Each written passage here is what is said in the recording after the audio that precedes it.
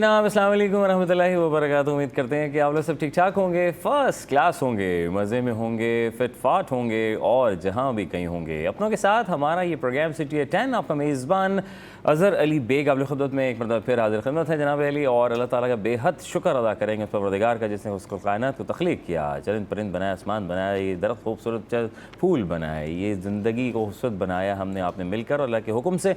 और आज का एक और दिन उस परवरदिगार ने हमें अता कर दिया है। अल्लाह का बेहद शुक्र करेंगे कि आज हम खैर आफियत के साथ उठे, अपने पैरों पे खड़े हुए और फिर सांस लिया खुल करके और सबर शुक्र करते हुए अल्लाह का शुक्र अदा किया। दुआ की कि अल्लाह ताला आज का दिन भी हमारे लिए खैर आफियत का हामिल हो जनाब। उसके बाद हमने अपनी चीज़ों की तरफ रमज़न हो गए, तैयारी शोरी की और तैयारी शोरी करने के बाद जो है फिर नाश्ता अल्हम्दुलिल्लाह हुआ।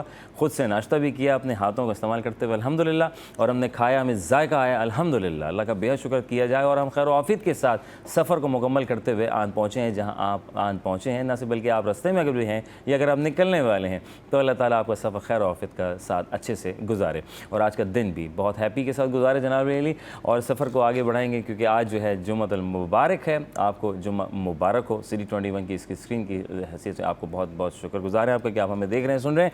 आज जो हम बात करें सूरज जुम्मा के बारे में थोड़ा सा हम आपसे डिस्कस करेंगे, कुछ शेयर करेंगे अपनी बातें। और उसमें ये कि सूरज जुम्मा की आयत नंबर 9 में अल-जुम्मा का कलमा है कि इसी को उस सूरत का नाम तजवीज़ फरमा दिया गया था। इसमें 2 रुकू हैं और इस सूरत का नज़ूल मदीना तैयबा में हुआ था, मदीना मुनव्वरा जिसे हम कहते हैं तैयबा। अल्लाह ताला की तस्बीह है और इसकी सिफ़ात हमीदा की बयान से इस सूरत का आगाज़ हो रहा है। अल्लाह ताला ने अपनी शान रफ़ी के हुक्म के बाद अपने महबूब करीम अलैहिस्सलाम के महमदा कमालात बयान फरमाए और ज़िक्र करके यहूद के इस में ना रहें कि वो अगर ये है फ़कत के नबूवत फ़कत इसराइल के ख़ानदानों को ही मिलनी है तो ये इनकी भूल है, कोई गैर इसराइली नहीं बन सकता। बता दिया कि नबूवत अल्लाह ताला का फ़ज़ल है और वो क़ादिर मुख्तार है, जिसको चाहे अपने फ़ज़ल से सरफराज फरमा दे और ना कोई उसको ऐसा करने से मना कर सकता है और ना कोई किसी इसकी इस अताअत पर मुअतदिल होने का अख्तियार रखता है, न इसकी अपनी मेहरबानी है। और ऐसा ही है कि जनाब अली रफ़ी शान रसूल महबूस फरमाया जिसकी खैरात व बरक़ात का यहाँ ज़िक्र खैर हो रहा है। तो जनाब अली अल्लाह ताला खैर आफ़ियत रखे और आज का दिन हमारा खैर से गुजारे। जुम्मतुल मुबारक है और जुम्मा की नमाज़ पढ़ दी है और हमने अपने रुख कर लिया कारोबार की जानिब, बिज़नेस की जानिब, अपने गामज़न अपने मिशन की जानिब। बच्चे स्कूल कॉलेज यूनिवर्सिटी जा चुके हैं, किसी की छुट्टियां, किसी एग्ज़ाम्स भी होने वाले हैं, तैयारी शरी भी कर रहे हैं। अल्लाह ताला उसमें भी अल्लाह ताला खैर आफ़ियत का आज जुम्मा है तो अल्लाह ताला दुआ कीजिए कि अल्लाह ताला खैर आफ़ियत का हामिल हो। जनाब अली चीज़ों को आगे बढ़ाएंगे और बढ़ाने के लिए मुख्तलिफ़ ख़बरें हैं हमारे पास और ख़बरों पर तफसीली जायज़ा लेंगे, तबसरा करेंगे। और तबसरे के लिए हमने मदऊ किया हमारे सीनियर जर्नलिस्ट हैं हमारे आजिज़ जमाली साहब और मिराज अख्तर साहब। अस्सलाम वालेकुम व रहमतुल्लाह। अस्सलाम जी, आप कैसे हैं? अल्हम्दुलिल्लाह फ़र्स्ट क्लास। अस्सलाम वालेकुम मिराज भाई, ठीक है? अल्लाह का शुक्र, आप सुनाइए। अल्हम्दुलिल्लाह फ़र्स्ट क्लास। जुम्मा सुबह सुबह आपको देख के भी खुशी होती है। अच्छा चलें, शुक्र और है। आज तो खास जुम्मा है और आपने बड़ी अच्छी बाबरकत फ़ज़ाइल भी उसके कुछ बयान किए। बस कोशिश की है सर, कोशिश की है। अच्छी बात है क्योंकि पता है हमारी जो नॉर्मल लाइफ है ना और जिस तरह जिद्दत का शिकार होते जा रहे हैं, जी शिकार का लफ्ज़ मैंने इस्तेमाल किया क्योंकि जदीद चीज़ें जब आ गई इसमें तो बहुत सारी हम ना अपनी जो रिवायात हैं उनसे थोड़ा सा ना दूर होते जा रहे हैं आहिस्ता आहिस्ता। तो जो पहले जुम्मे की नमाज़ के हवाले से बच्चों में या हमें सिखाया गया था तो उस तरह से शायद हम अपने बच्चों को नहीं सिखा पा रहे ना, तो वो थोड़ा सा कुछ दूरी है। तो अगर इस तरह की बातें होंगी और मॉर्निंग शो में जैसे आपने भी जिक्र किया और सूरत का भी जिक्र किया आपने, तो उसमें यह है कि कुछ चीज़ों को जोड़ने में मदद मिलेगी, कुछ मालूमात में लोगों का इजाफा होगा। तो बहुत अच्छा आपका ये जो है। बस सर हमारी टीम की कोशिश होती है, वो तो था ना कि गैर इसराइली को चाहते थे शायद नबूवत हमें हमारे हिस्से में आ जाए, लेकिन ऐसा तो अल्लाह नोज़ बेटर, अल्लाह ताला करने वाला है। आजिज़ भाई के अल्लाह ताला ने सिलसिले को आगे बढ़ाया। खुदा का निज़ाम जी खुदा खुद ही बेहतर जानता है, बेहतर करता है हम इंसानों के लिए। No doubt. और मौसम में कोई तब्दीली आ रही है या नहीं आ रही? बिल्कुल आ गई है बिल्कुल। यानी आज कुछ फीलिंग हुई है, मुझे फीलिंग हो रही है और रात पंखा चल रहा था तो रात में थोड़ी सी फीलिंग हो रही थी कि मौसम चेंज हो रहा है। सुबह ठंडे पानी से नहाते हुए थोड़ा सा एहसास होने लगा कि लग रहा है कि मौसम अब करवट लेने के बाद आस्ता आस्ता मेरा ख्याल है आने वाले हफ्ते के दौरान यानी हम इंशाल्लाह थोड़ा सा सर्दी की फील आएगी कराची। मोटे कपड़े पहनने वाले हैं थोड़े, जर्सी वर्सी टाइप लाइक थोड़ा सा स्वेटर। इतनी सर्दी होती नहीं है वैसे कराची में, लेकिन बहरहाल थोड़ा सा मौसम चेंज हो रहा है। बात यह है कि भाई गर्म कपड़े पहनने का जो मौसम सरमा के मलबूसात होते हैं उनके पहनने के लिए भी लोग पूरे पूरे साल इंतज़ार कर रहे होते हैं। उनके कलर्स की चॉइस होती है, चीज़ें होती हैं। तो भले कराची में 10 दिन पड़े या 20 दिन पड़े सर्दी, हल्की फुल्की पड़े, लेकिन ये कि चलो थोड़ा सा चेंज आ गया है। और आज आप बिल्कुल ठीक कह रहे हैं, क्योंकि आज जब सुबह मॉर्निंग में उठे तो उसके बाद फिर ऑफिस आना, तो एक जो हिद्दत थी ना, गर्मी की जो शिद्दत हमें महसूस होती थी वो बहुत कम थी। मौसम कुछ बेहतर है और वाकई मौसम करवट ले रहा है। ले रहा है ना। हाँ, आजिज़ भाई सही कह रहे थे, सुबह सुबह मेरे साथ भी कुछ ऐसा ही हुआ। मुझे पंखा तेज था, मैं थोड़ा सा ठंडने लगा, उसके बाद मैंने अच्छा पता मसला क्या आएगा इसके साथ? एक मसला भी आएगा। मसला क्या आएगा? मसला ये आएगा कि भाई आपके भी घर में गीज़र होगा, हमारे घर में भी गीज़र है, लेकिन गैस नापैद हो जाएगी, क्योंकि सर्दी जैसी करीब आती है तो गैस तो पहले इतना प्रॉब्लम कर रही थी तो वो गायब हो जाती है। ठंड लगती है ना उसको भी। लेकिन गीज़र अब पे आपको इलेक्ट्रिक गीज़र की महाराज भाई, गीज़र पे एक आपको अहम बात बताऊं जी जी जी जी जी कि आप गीज़र चलाएं या ना चलाएं, बिल तो आएगा। बिल आपका आएगा। गैस का गीज़र आएगा? अगर आपके घर में ना भी हो, अच्छा, मज़ेदार बात है कि गीज़र चार्ज इसके 1000 रुपये हर बिल पे आजकल टैक्स लग के आ रहा है। आप जाके अपना बिल चेक कीजिएगा, आप पे घर में अगर गीज़र नहीं भी है तो भी सुई साधारण गैस आपसे वो 1000 रुपये जो है वसूल कर रही है हर महीने। हर महीने। कब तक सर? कब अगर तक आप करेगी? गैस बस मुस्तकिल लगा दिया ना। अच्छा। पहले हमने इसी प्रोग्राम में कुछ अर्सा कबल अशरफ भाई और तो मैंने वैसे ही हो इसका जाएगी। जिक्र किया था हाँ। कि ये एक एक्स्ट्रा टैक्स लगा दिया गया है। अब नॉर्मल मतलब मैं अपना तजर्बा बता रहा हूँ, नॉर्मल एक चूल्हा घर में जो जल रहा है उसका बिल 3-3 हज़ार पे आ रहा है। 14,000 15,000 मतलब मैंने भरा है। जबकि उस 14,000 3,000 में आपको मज़ेदार बात बताऊँ, 3,000 के बिल में जो मीटर चार्ज या जो गैस चार्ज लिखा हुआ है वो 359 रुपये था। ठीक है, बाकी सारे टैक्स थे। वाह वाह। 359 से लेके 3,000 से ज़ायद तक बाकी जितने भी पैसे थे वो सारे टैक्स थे। 1000 रुपया गीज़र चार्ज, 500 रुपया कौन सा टैक्स, 600 रुपया कौन सा। ये अजीब तमाशा है कि आप 300 रुपये की गैस जला रहे हैं। हाँ। 300 रुपये की गैस जला रहे हैं, उस पर 3,000 रुपये टैक्स दे रहे हैं। ये कौन सा मुल्क है दुनिया में इतना टैक्स? मतलब गरीबों से टैक्स लेना। लेकिन मैं और आप जैसे लोग तो शायद 3,000 अफोर्ड कर पा रहे हैं, लेकिन हमारे माशरे में ऐसे बहुत सारे लोग हैं जिनकी 20-20 हज़ार 30-30 हज़ार तनख्वाह है, उसमें से 10-10 हज़ार रुपये बिजली का बिल वो काट लिया जाए, 8,000 10,000 3,000 रुपये गैस का बिल जो सिर्फ घर में एक चूल्हा खाने के लिए जलाते हैं। तो अजीब तमाशा हो गया है। सर्दियाँ आ रही हैं, एक तरफ हम सोचते हैं कि एसी जो है चलो बंद हो जाएगा तो बचत हो जाएगी कि इलेक्ट्रिक से जो है हम थोड़ा सेफ हो जाएंगे, लेकिन यहाँ सुई गैस ने जो है वो टैक्स वैक्स लगा दी हैं। सर्दियाँ तो खैर तकरीबन एंट्री दे चुकी हैं, तो कितनी सर्दी हो रही है, क्या मौसम रहेगा सारा दिन, तो वेदर अपडेट।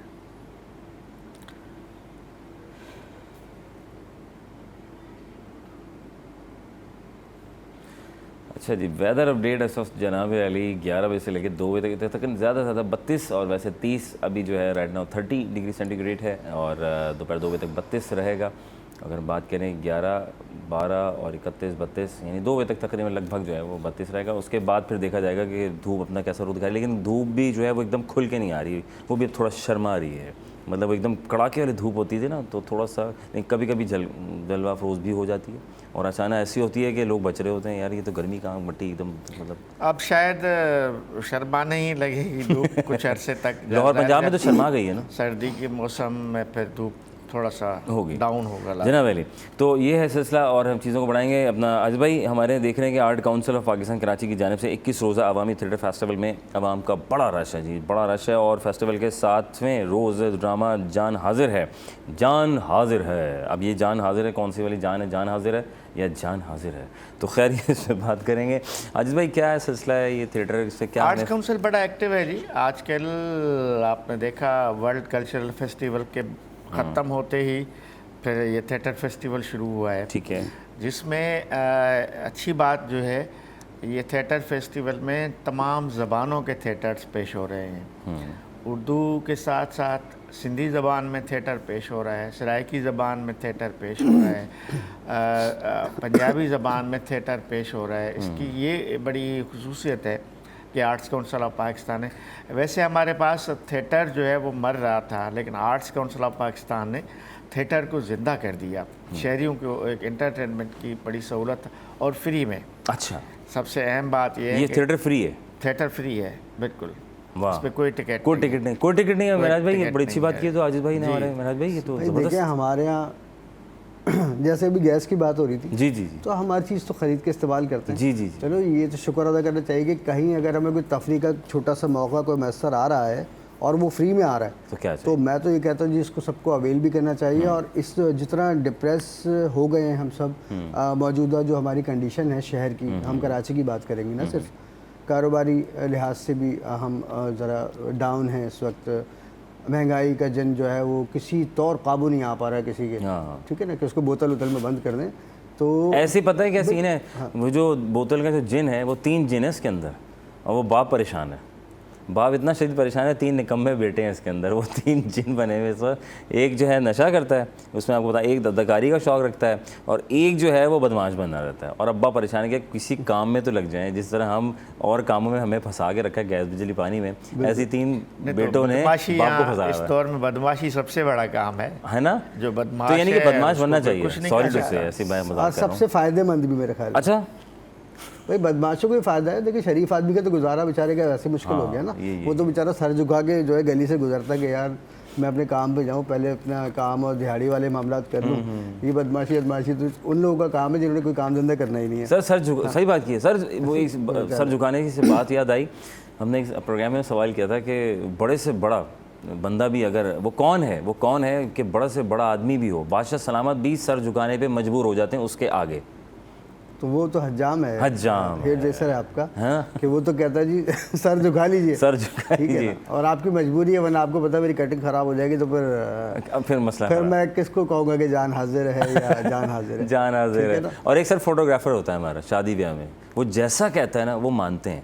ऐसे हो जाएं जी, अच्छा आप थोड़ा साथ हो जाएं, स्माइल करें, देखिए मतलब कितनी फोटोग्राफर शादी ब्याह का हो या फोटोग्राफर मीडिया का प्रेस का हो, ठीक है। वो वैसे ही करता है। मुजाहरा जब होता है वो कहते हैं नारे लगाओ, वो फोटो बनाता है। वो कहते हैं अब साइड हो जाएं, वो फोटो बनाता है। नहीं बैनर को यूं करें, पीछे कुछ नजर आए ऐसे हो जाएं। तो फोटोग्राफर की मर्जी पे तो चलना पड़ता है। क्योंकि आपने जरा अच्छा लगना जैसे होता है हम मीडिया में, इलेक्ट्रॉनिक मीडिया में रिपोर्टिंग कर रहे हैं, तो हमें भी कैमरामैन की मर्जी से चलना पड़ता है। वो कह रहा है कि बैकग्राउंड में अच्छा नहीं आ रहा है, यूं हो जाएं, इधर हो जाएं, ज़ाहिर आपको वो करना पड़ेगा। अभी भी हम बैठे हुए हैं, अगर हमारा सिस्टम यहाँ ठीक नहीं होगा, सामने कमर आबिदी बैठा हुआ है, अगर वो हमें बोलेगा आगे पीछे हो जाए तो हमें होना पड़ेगा।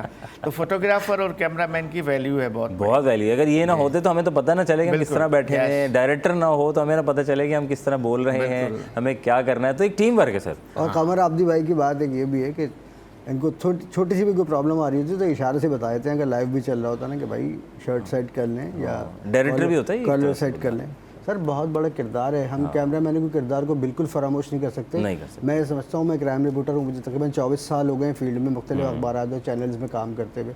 लेकिन अगर कैमरामैन अच्छी फुटेज नहीं बनाएगा तो मेरा लिखा हुआ, भले मैंने कितना भी क्रिस्पी स्क्रिप्ट लिखा हो, जी हाँ, उसमें जान नहीं पड़ेगी। तो लाजिम मलजूम वाली बात है। हाँ क्या बात है जनाब, वाली चीज़ें हैं चल रही हैं। सर्दियाँ भी आन को है और गर्मियाँ जाने को है, और सर्दियाँ आ रही हैं तो अब बिल भी ज़रा देखेंगे कितना आएगा।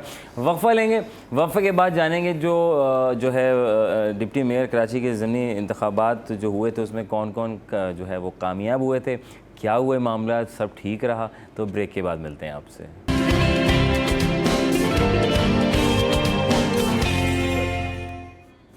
Welcome back once again city at 10। आपका मेज़बान अज़हर अली बेग आप लोग खिदमत में एक मरतबा फिर हाजिर खिदमत है। जनाब अली हम यहाँ हैं, आप वहाँ हैं। आपका बहुत शुक्र अदा करेंगे कि आप हमें देख रहे हैं और हमारी ख़बरों को सुनने के लिए बैठे हैं, कंफर्म होने के लिए कि भाई ये कंफर्म तस्दीक करनी है ज़रा, ये ठीक है, ये सही बोला गया है। हम सोशल मीडिया में पढ़ रहे थे, पता नहीं कितनी इस पर सच्चाई है कि नहीं है, तो उस पर हम बात करें। हमारे साथ जो है मिराज भाई मौजूद हैं और आजिज़ भाई भी हमारे साथ मौजूद हैं। आजिज़ भाई, कल जो है इंतखाबात हुए कौंसलर के अतबार से देखा जा रहा था और दीगर, तो वो सही मामला रहे कल जो इंतखाबात लियाकताबाद में भी हम देख रहे थे, हमारी रिपोर्टर कल जी सारा दिन हमने कवर किया इसको, इलेक्शन को, सुबह से लेके रात तक, तकरीबन रात गए तक। क्योंकि इलेक्शन में तो होता है सुबह को हम पोलिंग को कवर कर रहे होते हैं, शाम 5 बजे के बाद फिर रिजल्ट्स जो आ रहे होते हैं उसको कवर कर रहे होते हैं। तो रात 12 बजे तक तकरीबन ये पूरा प्रोसेस चला। ठीक है, खैर खूबी से हो गया। सबसे अच्छी बात यह है कि बिल्कुल पुरअमन माहौल में 10 नशस्तों पे बल्दियाती इलेक्शंस थे, एक कैंटोनमेंट की भी काउंसलर की नशस्त थी, उस पर इलेक्शन था। अच्छा। तो ओवरऑल 11 नशस्तें थी। उन 11 नशस्तों पे कल इलेक्शन था, उसमें चेयरमैन, ठीक है, वाइस चेयरमैन जी। और जनरल काउंसलर्स की नशस्तें थी। अच्छा इन 11 नशस्तों में 9 पाकिस्तान पीपल्स पार्टी ने जीती हैं। अच्छा, हाँ, एक नशस्त पे रात गए तक एक तनाज़ा चल रहा था, मॉडल कॉलोनी UC 7 है कोरंगी का, उस पे रात गए तक जमात इस्लामी के कारकुनों ने एहतजाज किया था। डिस्ट्रिक्ट रिटर्निंग ऑफिसर के दफ्तर के बाहर रात गए तक वो एहतजाज भी चला। अच्छा। वो उनका दावा है कि रिज़ल्ट को चेंज किया गया है, तब्दील किया गया है। उनका एहतजाज रंग लाया गया? नहीं, एहतजाज तो रंग नहीं लाया। वहाँ उसी नशस्त से पाकिस्तान पीपल्स पार्टी जीत गई है। अच्छा। UC 7 जो कोरंगी है मॉडल कॉलोनी, इमाम बख्श है पीपल्स पार्टी के, 4000 से ज़्यादा वोट लिए हैं उसने। ये सबसे ज़्यादा वोट लेने वाला, चूँकि उससे मलीर के जो 2 हल्के हैं थे उसमें 2574 एक ने वोट लिए थे। जो चेयरमैन की सीट थी मलीर UC 9 बख्तावर कहते हैं, वहाँ से पीपल्स पार्टी ने जीती है। मलीर है, क्यामाड़ी है। इवन बड़ी बात है इसमें 2 ऐसी नशस्त, बल्कि 4 ऐसी नशस्तें हैं जो जमात इस्लामी ने जीती थी। उनकी खाली हुई नशस्तें, उनमें भी 2 पाकिस्तान पीपल्स पार्टी ने जीती हैं। ख़ासतौर पर लियाकताबाद की सीट पाकिस्तान पीपल्स पार्टी ने निकाली है, और ये मॉडल कॉलोनी जिसकी मैं बात कर रहा हूँ कोरंगी वाली, वो भी पाकिस्तान पीपल्स पार्टी। तो 11 से 9 सीटें पीपल्स पार्टी जीत गई है। बाकी सिक्योरिटी, सर ये सिक्योरिटी में आऊँगा मिराज भाई की तरफ। सर मुझे बताएंगे कि इससे प्रीवियस जो लोग इस सीट पे फाइज थे, मौजूद थे, जो काम कर रहे थे, तो वो लोग वहाँ के इलाके में मकीन खुश थे? मतलब काम बल्दियाती इदारे काम तो करवा रहे हैं, ज़्यादा नहीं तब भी थोड़ा थोड़ा गलियाँ बनवा रहे हैं, जो प्रीवियस ब्लॉक्स लगवा रहे हैं। गलियों में थोड़ा बहुत पानी के मसले हल हो रहे हुए थे। मैंने 2 हलकों का खुद दौरा किया था इस इलेक्शन से पहले यानी हमने स्पेशली उसको फोकस किया कि काम क्या हो रहा है। तो मलीर ज़िला में एक जो इलेक्शन था वो शिरपाव कॉलोनी में है, लांडी में, वहाँ का मैंने दौरा किया। तो वहाँ मैंने देखा कि छोटी छोटी गलियाँ भी, उन पे पेवर ब्लॉक बने हुए, मतलब ईंटें लगी हुई हैं, मतलब गलियाँ पक्की की हुई हैं। लोगों ने भी बताया कि यहाँ काम हुआ है। पीपल्स पार्टी का जो UC चेयरमैन है, जो MPA है, उसकी तौसत से यहाँ पे काम हुआ है। तो इसी तरह फिर दूसरा जो बिटाइयाबाद का हल्का है, जो UC 9 है, बख्तावर UC जिसको कहते हैं, वहाँ भी मैंने जायज़ा लिया। वो तो एक हद तक शहरी इलाका है, क्योंकि गुलिस्तान जौहर उसको लगता है, पहलवान गोट और ये इलाके एयरपोर्ट का इलाका उस हल्के में है।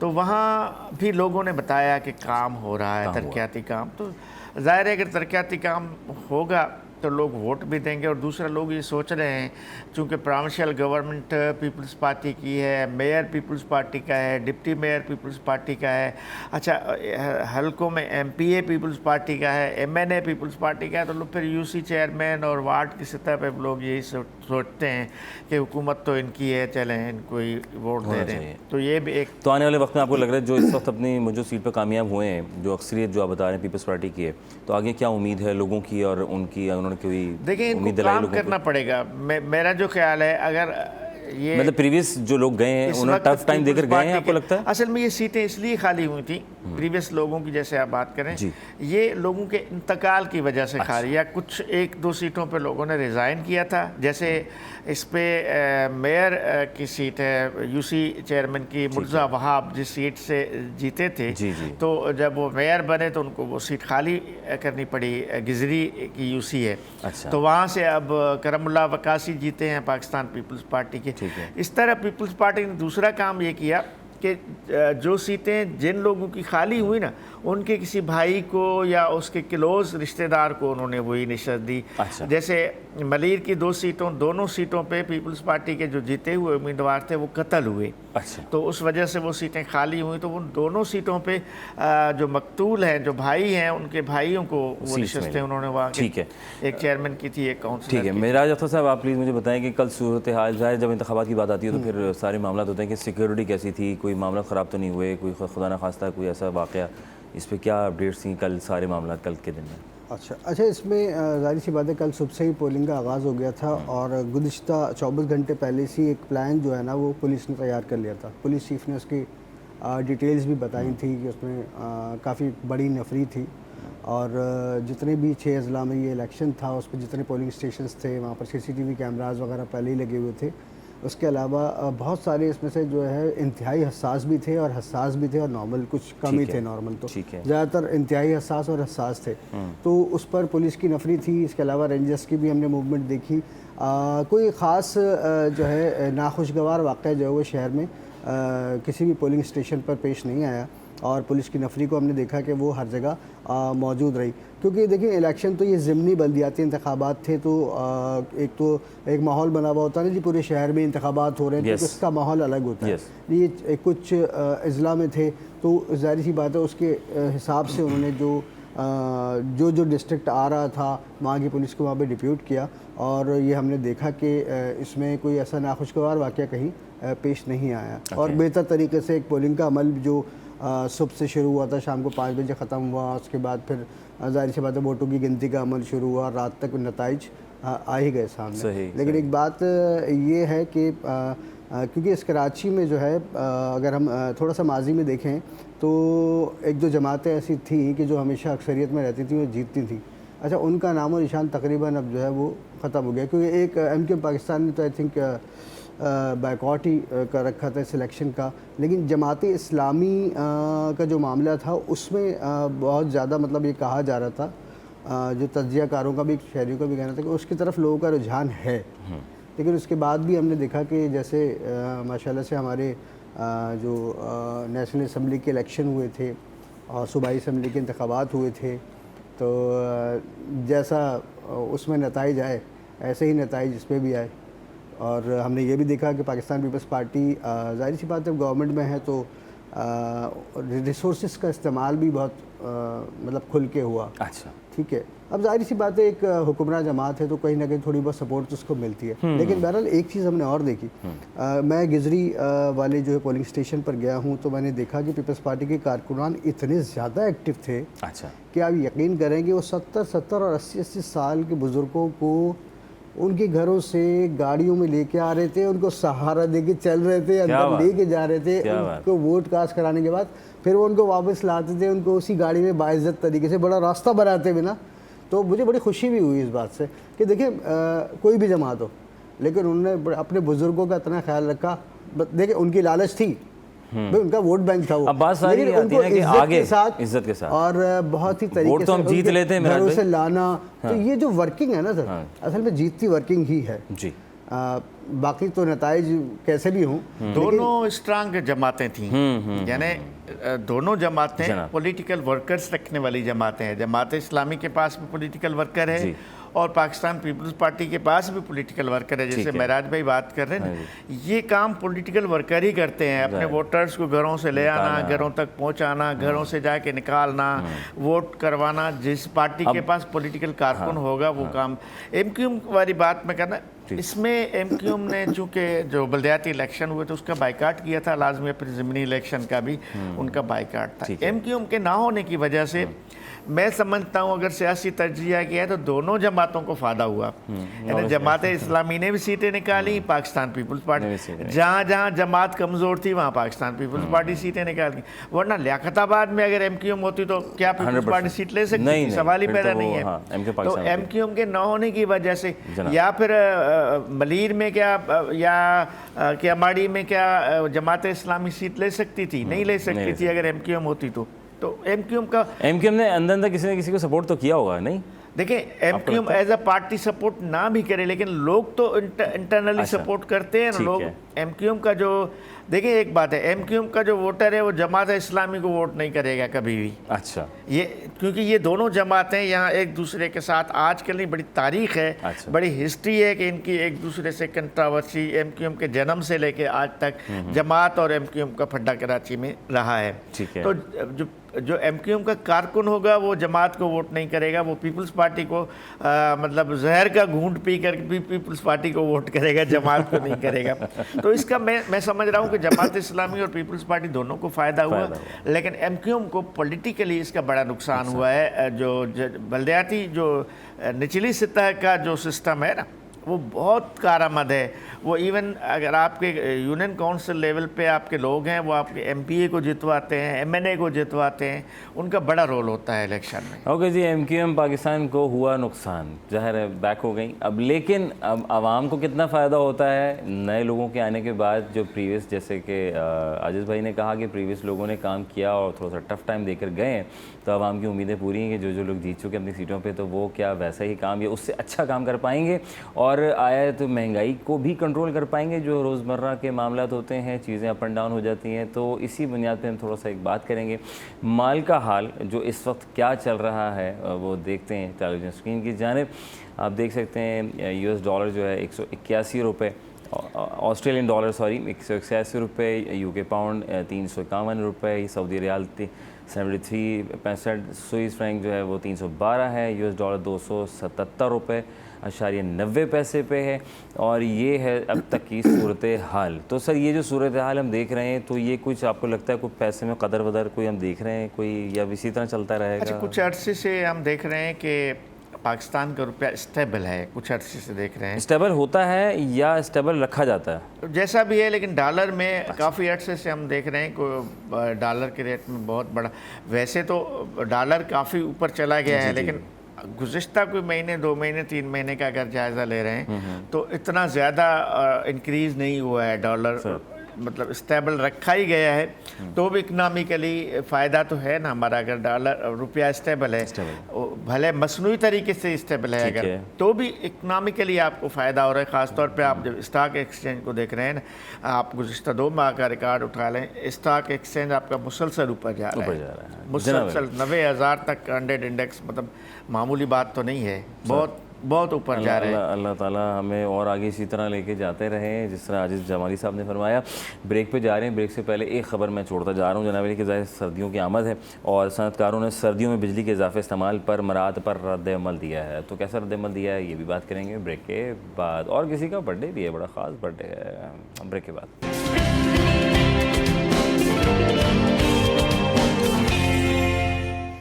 Welcome back once again city at 10, आपका मेज़बान अज़हर अली बेग आप लोग खिदमत में करते हैं, फिर हाजिर खिदमत है जनाब। आपका बहुत शुक्र अदा करेंगे, अल्लाह ताला का शुक्र अदा करेंगे कि अल्लाह ताला ने हमें एक और दिन से नवाजा, और आपको बहुत शुक्र इसलिए भी अदा करेंगे क्योंकि आपने हमारा 21 न्यूज़ चैनल लगा दिया है। और जनाब अब आपको कराची की सारी खबरें जो हैं वो कराची में क्या तब्दीली हैं, और अभी जो खबर जो मैं हम ब्रेक से पहले दे रहे थे वो ये था कि सनअतकार और ताजिर हज़रात जो हैं वो थोड़ा सा एक्टिव हैं, और वो कुछ खबरें हैं वो हम डिस्कस करेंगे। वो ये था ब्रेक से पहले कि सनअतकारों ने सर्दियों में बिजली के इजाफे इस्तेमाल पर मराहत पर रद्द-ए-अमल दिया है। अजीज़ भाई क्या रद्द-ए-अमल दिया और किस साइड एरिया है कोरंगी? बिजली का तो वैसे ही बुरा हाल है, सच तो ये है। अब चूँकि सर्दियों के मौसम में उसूली तौर पे लोड शेडिंग का जो मामला है, गर्मियों में तो हम ये कहते हैं ना कि लोड शेडिंग 8-8, 10-10 घंटे तक लोड शेडिंग होती थी। जी। अब सर्दियां आने के बाद तो कम से कम इसका दायरा नीचे आना चाहिए, 100% है ना। लेकिन आपको हैरत होगी कि कराची में, बल्कि पूरे मुल्क में एक जैसा ही हाल है कि सर्दियों में लोड शेडिंग हो रही है। अच्छा, अब सर्दी में पहले तो आप कहते थे जी एयर कंडीशंस का इस्तेमाल हो रहा है और बहुत हैवी वेट किस्म का लोड है, और ये है वो है, बहुत सारी बातें बताई जाती हैं। लेकिन अमूमन आज से अगर 5 साल 8 साल पहले का आप तजर्बा करें तो सर्दियों में लोड शेडिंग बहुत ही कम, बिल्कुल होती नहीं थी, या तो बहुत ही कम होती थी। लेकिन शहर में जो हम थोड़ी देर पहले मौसम की बात कर रहे थे ना, मौसम चेंज हो गया, अब ज़ाहिर है कि एयर कंडीशंस बंद हो जाएंगे जैसे ही सर्दियाँ आएंगी, और भी बहुत सारे मामला होते, लेकिन लोड शेडिंग कम हो ही नहीं रही। सर मुझे एक बात बताएं, चलें आप कहते हैं कि गैस नहीं है, एक तो ज़खायर भी गैस से निकलते हैं, ठीक है, फिर हम देखते हैं कि सिलेंडरों में बावक्त जो है वो सिलेंडर जब जाओ जिस दुकान पे जाओ भरे हुए मिलते हैं। तो सर वो जो घरों तक पाइप आ रहा है या सनअतकारों को जा रहा है, तो फिर उनमें गैस आने में क्या दिक्कत है? मेरा ख्याल है कि नाअहली है, और क्या है। ठीक है, सीधी सी बात है, गैस की किल्लत सर्दियों में बढ़ जाती है, बिजली की किल्लत गर्मियों में बढ़ जाती है। लेकिन उसूली तौर पे ये भी पहले था। अब तो हम गैस की किल्लत भी 12 महीने देख रहे होते हैं। गर्मियों में क्या आप रात के वक्त में गैस कहीं भी नहीं होती थी पूरे कराची में। रात को 10 बजे के बाद गैस नहीं होती है कराची में, भले गर्मियों का मौसम क्यों ना हो। नहीं होती। फिर सुबह को जो है नाश्ते के वक्त गैस आती है। जी हाँ। तो इतना गैस का, हालांकि आप ठीक कह रहे हैं कि हर दूसरे तीसरे हफ्ते एक दूसरी खबर हम पढ़ रहे हैं कि हमारे नए ज़खायर निकल रहे हैं, पेट्रोल के हमारे पास ज़खायर निकल रहे हैं, गैस के हमारे पास ज़खायर निकल रहे हैं। अभी सुबह सिंध से अभी हाल ही में गुज़िश्ता 1 महीने के दौरान 3 मकामात से गैस के नए बहुत है सर, अल्लाह ताला ने बड़ी नेमतों से नवाजा, लेकिन उसके बावजूद हमारी को पूरी नहीं हो रही, समझ में नहीं आ रहा। मतलब सर अख्तर भाई क्या है, ये क्या हो रहा है यार, ये क्या हो क्या रहा है? देखिए मेरे साहब, मैं आपको एक छोटी सी बात तो पहले आपकी तस्हीह करता चलूँ जो आपने बात कही। देखिए जी, एक है नेचुरल गैस जो कि आपको पाइपलाइन के ज़रिए आपके घरों पर फराहम की जाती है। उसका जो आप गैस ख़रीदते हैं उससे कोई वास्ता नहीं है। अच्छा, ये जो गैस आप ख़रीदते हैं ये LPG कहलाती है। ठीक है। और LPG गैस जो है वो इंपोर्ट की जाती है। ओके, ठीक है, पानी के जहाज़ों के ज़रिए लाई जाती है और उसके बाद बाकायदा मतलब जाहिर सी बात है उसके बाद उसका सप्लाई होता है पूरे कराची में। तो इस गैस का उन गैस की लाइनों से कनेक्शन से कोई ताल्लुक और वास्ता नहीं। हमारे तो लोग ये कहते हैं कि यार ये तो देखो उसमें मिल रही है और घरों में नहीं। बिल्कुल कोई बात नहीं है। वो जो हम घरों में गैस इस्तेमाल करते हैं वो नेचुरल गैस होती है। और जो हम ख़रीद कर लेके आते हैं वो LPG गैस होती है जो कि इम्पोर्ट की जाती है। उसका रेट हर दूसरे दिन फ्लैक्चुएट होता है क्योंकि वो डॉलर्स के मामलात में आती है। जी। तो उसमें आप कभी जाएं तो 250 रुपये kg आपको मिल रही होती है, 280 रुपये मिल रही है यार। कभी आप जाएं तो वो 300 भी मिल रही है, 200, वो फिर डॉलर के हिसाब से चल रहा होता है। 270 रुपये रेट है, कल रात के तो 270 रुपये रेट है। हमारे यहाँ जो ज़खायर निकल रहे हैं या हमारी जो अपनी ज़ाती नाअहली है इंतज़ामिया की, उससे उसका कोई ताल्लुक नहीं। सर हम जर्मनी को कर्जे दिया करते थे सर, जैकोडेक भरा पड़ा हुआ है। सर आप बताएं, मतलब इतने ज़खायर हैं, मैं बता नहीं सकता, मैं तो आपको ही पता है। बहुत अच्छे मूड में आप भी हैं। तो बात यह है कि देखिए इन बातों से कोई फ़ायदा नहीं है, ठीक है ना। आपने कुछ लोगों को ये कहते हुए सुना होगा कि अरे भाई मैं डिफेंस से गुजरते हुए कि ये प्लॉट मुझे 500 रुपये का मिल रहा था, मैंने नहीं लिया और आज ये 15 करोड़ रुपए का है। आपको ऐसे कई लोग मिलते होंगे हफ्ते में। हकीकत है ना ऐसा? सही है। तो बात ये कि ये मैं उस पर ही कह रहा हूँ कि हम जो है जर्मनी को कर्ज दिया करते थे ना कि यार हमारे पास है कुछ, शुक्र है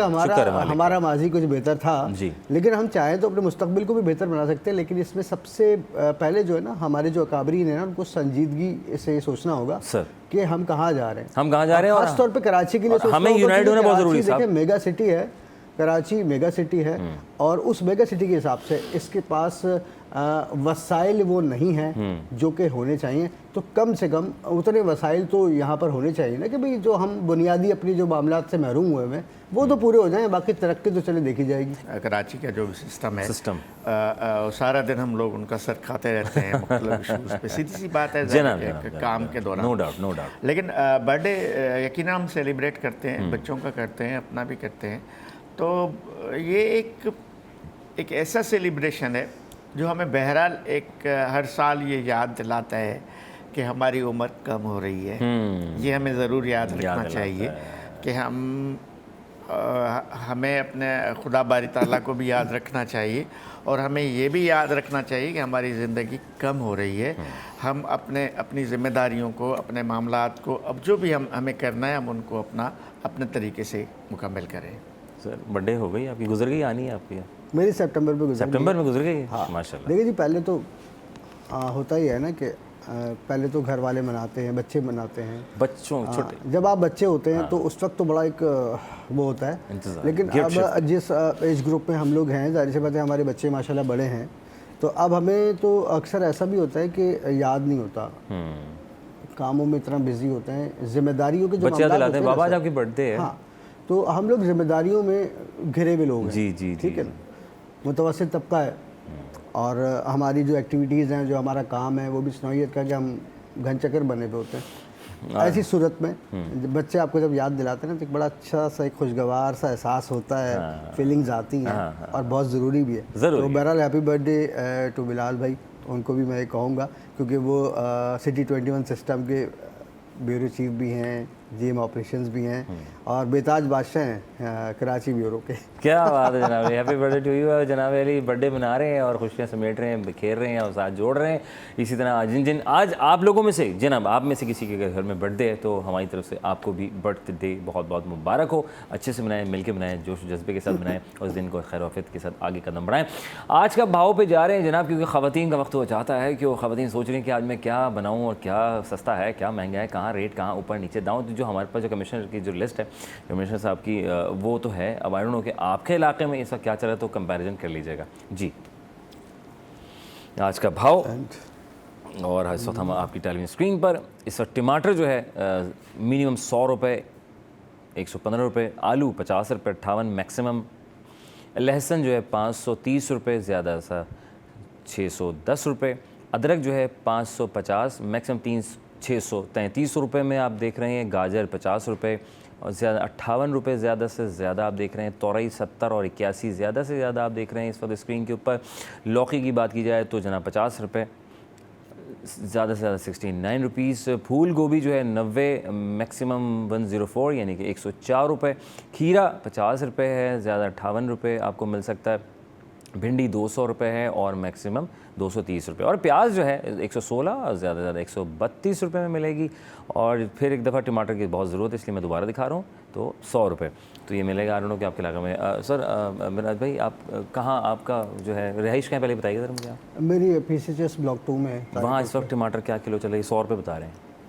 नहीं 100 नहीं है, मैंने कल टमाटर लिए मैंने हैं कल मैंने टमाटर लिए 160 रुपये किलो। 160 रुपये मिले? जी जी जी अजीज भाई बिल्कुल। मैंने अभी कोई रिसेंटली तो सब्ज़ी की ख़रीदारी नहीं की, लेकिन जब भी ख़रीदारी करते हैं तो ये तो नज़र आ रहा होता है कि कमिश्नर कराची के रेट्स पे अमल नहीं हो रहा। अल्लाह रहम फरमाए जनाब अली, अमल नहीं हो रहा लेकिन अमल करना ज़रूरी है। तो वक्फ़ा आ गया है जनाब अली, बड़ा धुआंधार किस्म का वक्फ़ा लेंगे, वक्फ़े के बाद फिर मज़ीद चीज़ों को आगे बढ़ाते हैं।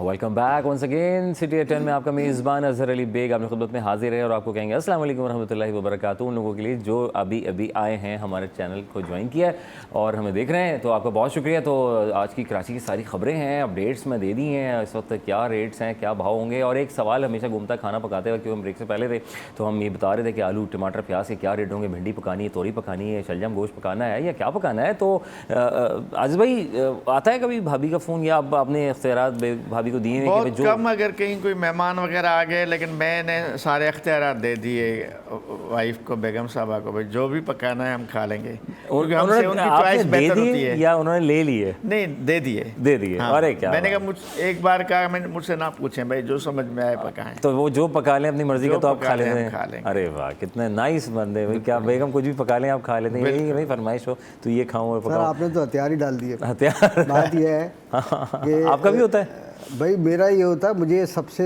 ज़्यादा। अब उसका ऐसे इसको हम ये कहेंगे कि इरिटेशन तो नहीं होती लेकिन कभी आप कहीं फंसे हुए हों, हाँ जी, किसी काम में हो, क्राइम के इवेंट पर खड़े हुए, अच्छा आपकी वाइफ की कॉल आए, हाँ ओए होए, जैसे मेरी वाइफ की आती है अक्सर ना, अच्छा और सब खैरियत है, सारी बातें करने के बाद बोलेगी क्या बनाना है खाने में आज और मैं हमेशा उससे कहता हूँ भाई जो तुम्हें पसंद हो वो बना लो, वो पका लो, ठीक है।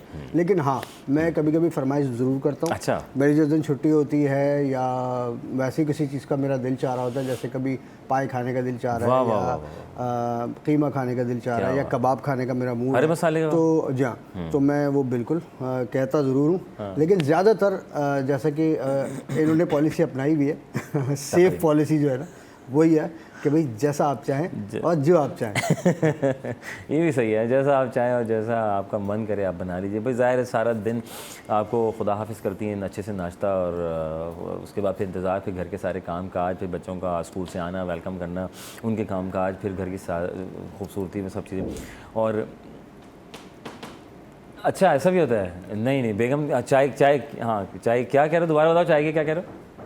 हाँ आपने अच्छा बेगम अगर कह दें कि चाय आपने बहुत अच्छी बनाई थी, चाय बना लेते हैं आप ऐसे?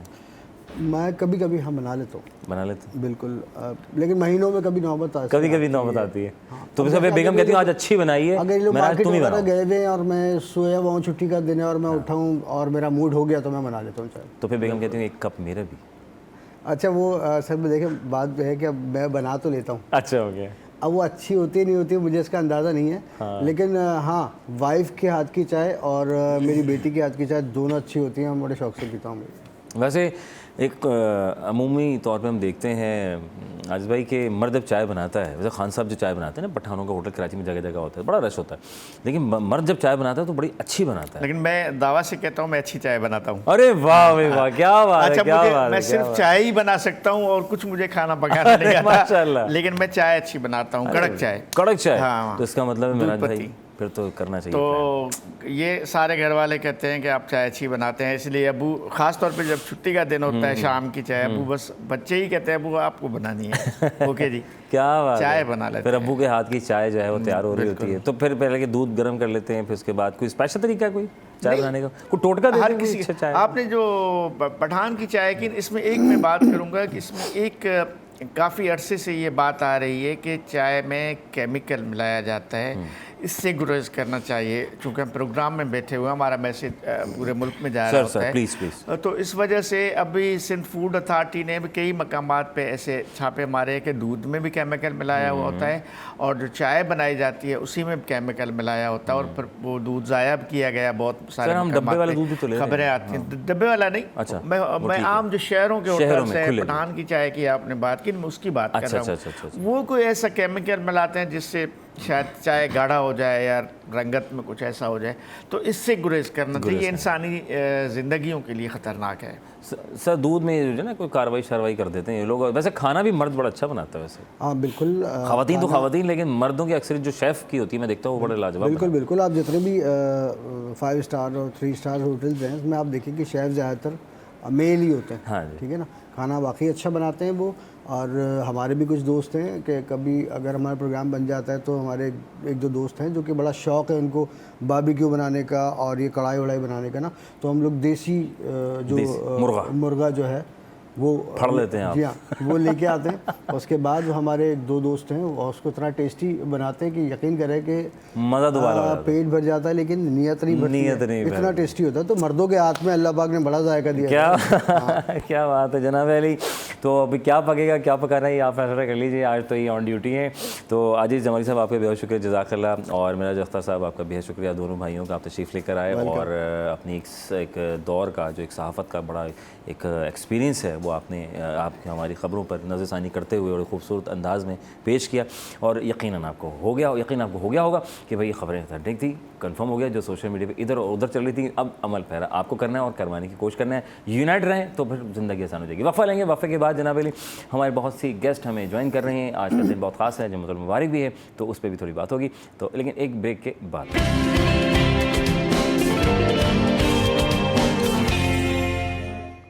Welcome back once again city at 10। आपका मेज़बान अज़हर अली बेग आप लोग खिदमत में हाजिर है जनाब अली। और सफ़र गुजर रहा है, सफ़र चल रहा है और बहुत तेज़ी के साथ सफ़र जा रहा है और लोग तेज़ी के साथ इधर और उधर भी जा रहे हैं और कोई यहाँ से वहाँ हो रहा है और कोई वहाँ से यहाँ के लोगों को बुलाया जाता है। और जब पता चलता है कि पाकिस्तान में इतना ज़बरदस्त तरीके का टैलेंट मौजूद है, क्योंकि पाकिस्तान में बड़े कलर्स हैं साहब, बड़े कलर्स हैं। सकाफ़ती एतबार से देखा जाए तो बड़ा खूबसूरत, बड़ा कल्चर, बड़ा रिच है हमारा।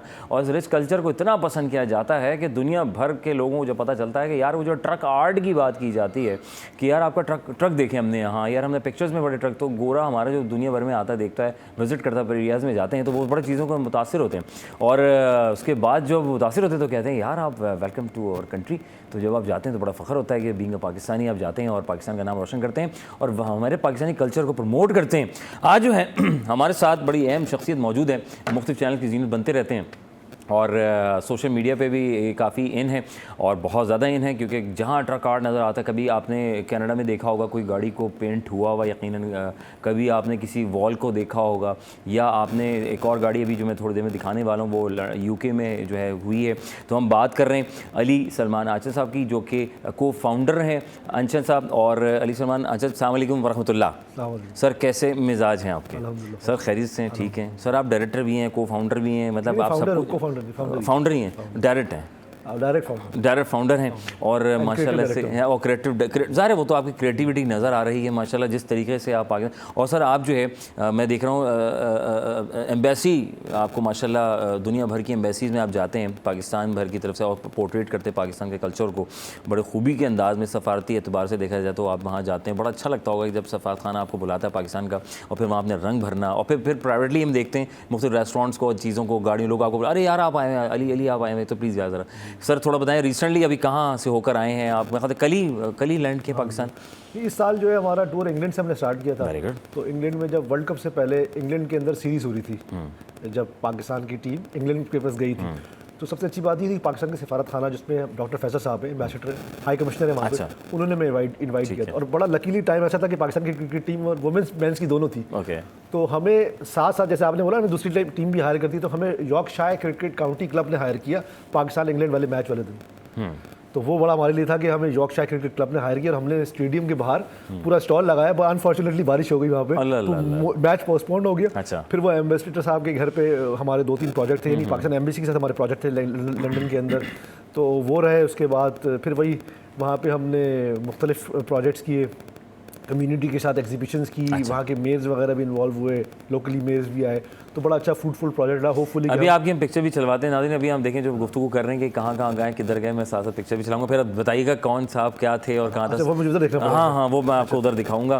तो अच्छा, फिर क्या हुआ? फिर वो लंदन वाला बड़ा अच्छा फ्रूटफुल प्रोजेक्ट रहा। ये जर्मनी में हमने किया। ये देखिए, ये जो बेर बने ना, ये बेर जो है ये प्रेजेंट की जाएंगे पाकिस्तान एम्बेसी की तरफ से मुख्तलिफ सफराओं को। ये हमारी एम्बेसडर साहिबा है सईदा सकलैन साहिबा, जर्मनी में, इन्होंने मुझे इन्वाइट किया था इस दफ़ा। अच्छा। तो अभी वहाँ से हम आ रहे हैं, तो वो बड़ा अच्छा प्रोजेक्ट रहा। ये देखिए, फैसल साहब है जो इंग्लैंड के यूके के एम्बेसडर साहब हैं। ओके। तो ये वो वाला प्रोजेक्ट है, ये भी हमने मिस्र में किया था। अच्छा, तो ये तो मिस्र में चली अल्हम्दुलिल्लाह गाड़ी। तो पाकिस्तान के जो रंग है दुनिया भर में हर जगह अपने नोयत पे हम फैला रहे हैं। हमारी कोशिश यही है कि ये जो मैं बता रहा हूँ, ये मेयर बैठी हुई है और ये हमारी एग्जीबिशन है। ये जो है लोकल काउंसलर हैं वहाँ पे, भट्ट साहब, इन्होंने हमें बड़ा हसीम भट्ट साहब, और ये इन्होंने हमें अपने शहर के अंदर जो एक फेस्टिवल कम्युनिटी उससे मिलवाया था। ये Pakistan taste of Pakistan Frankfurt में एक रेस्टोरेंट है। अच्छा। तो वो हमने पूरा पेंट किया, ये हमने बनाई है। हमारे बड़े अच्छे अजीज दोस्त हैं, गिलानी ब्रदर्स की हमने गाड़ी बनाई है फ्रैंकफर्ट के अंदर। तो कहने का मकसद ये है कि जो पाकिस्तानी कलर्स है, ये रेस्टोरेंट है आशियाना, जो पाकिस्तानी रेस्टोरेंट्स हैं बहुत सारे, तो हम चाहते हैं पाकिस्तानी रेस्टोरेंट्स की के जो एसेंस है ना, खाने के साथ साथ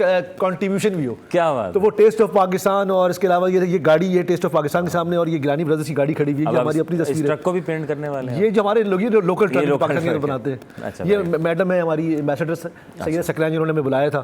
तो जर्मनी के बढ़िया, ये जो है हमारे हाँ, ये हमारे ऑनरी काउंसिल जनरल ने, और ये इन्होंने हमें एक बहुत आर्ट म्यूजियम के साथ इंट्रोड्यूस कराया। ये नेक्स्ट ईयर के प्रोजेक्ट है। तो इस दफ़ा हमारी मीटिंग्स बड़ी अच्छी रही, तो ये एग्जीबिशंस हैं। तो कहने का मकसद ये है कि इस साल हमारा बड़ा अच्छा फ्रूटफुल प्रोजेक्ट रहा, और इसको चलाते रहेगा। हमारा जो फ्रूटफुल प्रोजेक्ट रहा, कहने का मकसद ये था कि हम प्राइवेट प्रोजेक्ट तो नहीं होते, देखें जैसे रेस्टोरेंट्स हैं, तो क्या होता है कि जो पाकिस्तान से बाहर होते हैं ना, उनको पाकिस्तान की चीज़ों का याद ज़्यादा आती है, तो कदर होती है। तो हम जाते हैं तो उन्होंने बोला कुछ बाहर जाने के बाद कदर होती है अली? नहीं, वैसे भी होती है, मतलब कॉन्सेप्ट हमने इंट्रोड्यूस किया है कलर्स की, पेंटिंग्स वगैरह की, मगर वो बोलते हैं यार वो मीनार पाकिस्तान बना देते हैं। जैसे कि बर्लिन में बड़ा खूबसूरत और अच्छा टेस्टी रेस्टोरेंट है, जिसे कहते हैं मज़ेदार, जिसे लोकली खाना आप कहें, वो है आशियाना रेस्टोरेंट। वो हमने उन्होंने सबसे अच्छी बात है, उन्होंने मीनार पाकिस्तान बनाने के साथ साथ उसकी हिस्ट्री भी लिखी कि वो मॉन्यूमेंट्स क्या है, तो ताकि जब वो कोई और आके बैठे तो वो रिलेट कर सके। इसी तरीके से हमने जो टेस्ट ऑफ पाकिस्तान बनाया, तो हमने 4-5 प्रोविंस बनाए, और साथ साथ इस्लामाबाद और हमारे जो ऐसे मारखोर है, हमारे नेशनल बर्ड, हमारी सारे एलिमेंट्स को हमने इनकॉर्पोरेट किया, और नेम भी टेस्ट ऑफ पाकिस्तान था। तो वो इसकी इनकॉर्पोरेशन, जो भी बैठेगा जाहिर से पाकिस्तानी खाने के साथ साथ वो भी चीज़ भी इंजॉय करेगा। उसी तरीके से वो गाड़ी थी गिलानी ब्रदर्स की, तो मूव अराउंड। कनाडा में आपने गाड़ी बनाई? कनाडा में हमने बनाई थी सुपरा, वो बड़ी लिमिटेड एडिशन था, बड़ा हिट हुआ था वो बड़ा हिट थी। और वो हमारे बड़े अच्छे दोस्त हैं, उन्होंने हमारी बनवाई थी, उन्होंने बड़े शेर वेर भी लिखवाए, और क्या कहते हैं, देख मगर प्यार से। तो वो जो है वो अभी मैं लास्ट इस साल कनाडा भी गया था। तो वो जो आपने तस्वीर लगाई है, वो उस टाइम मुझे जो होस्ट किया था उन्होंने। उनके घर गया था, गाड़ी हमने पहले बनाई थी, उन्होंने मुझे स्पेशली होस्ट किया था। मैं अपनी फैमिली के साथ था, उन्होंने मुझे होस्ट किया, हमने खाना वाला खाया था। इस तरह की दोस्तियाँ भी हैं जो याद भी रखते हैं।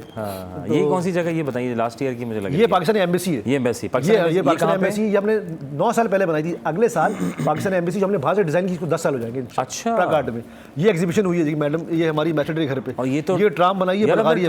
ट्राम को भी नहीं छोड़ा आपने? ये बल्गारी है बनाई। क्या बात है यार, माशाल्लाह, ये बल्गारी है बनी अल्हम्दुलिल्लाह। और ये इसको बन के 5-6 साल हो गए।